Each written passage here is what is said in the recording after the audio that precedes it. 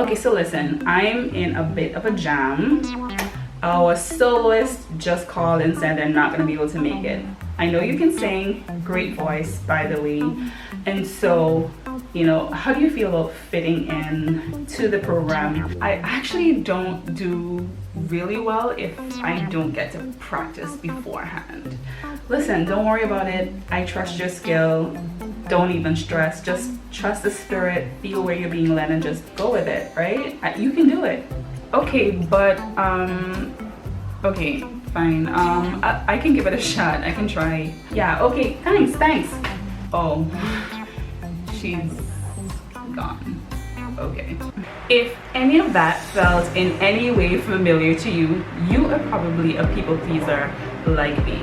And so over the years, I have had to unlearn my people pleasing ways and learn and practice different ways to say no. One of the ways that you can say no as a people pleaser is to say, I'm not comfortable with that. When you frame it that way, it lets the person know that you don't just not want to do it. Whatever the request is makes you uncomfortable in some way or the other. If you are interested in more ways to say no, keep watching. Another way to say no is to say, this does not fit into my schedule.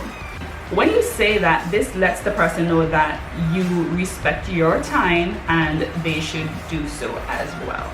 Number 3 on the list of ways to say no for a people pleaser is to say, I don't have the skill set for that. In my experience, especially if you are a very willing person, you find that people tend to try to push you into spaces where you don't quite fit. And so when you phrase it like that, it lets people know that this is not something that is suited to whether it's your skill set or your personality or who you are, and you don't want to accommodate that. Number 4 on the list of ways to say no as a people pleaser is, that does not fit into my budget.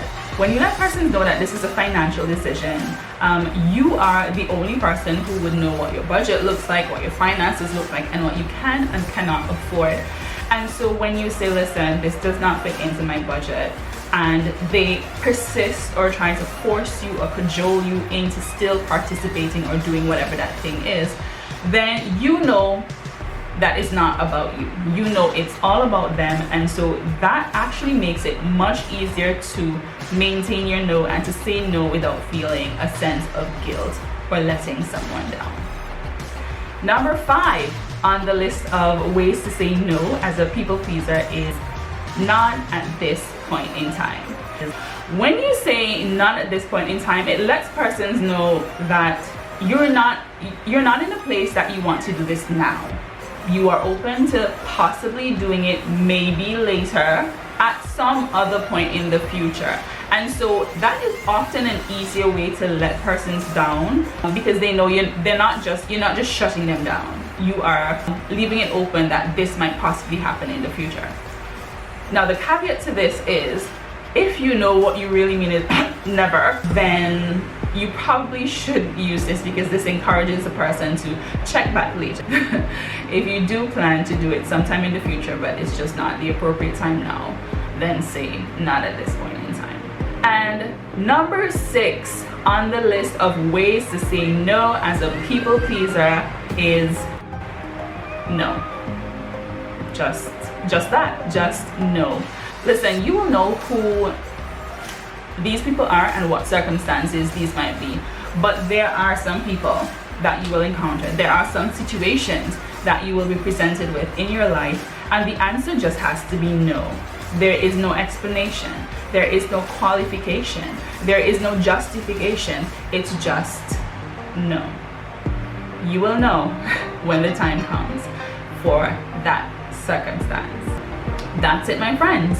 As a people pleaser, these are some of the ways that you can practice to say no.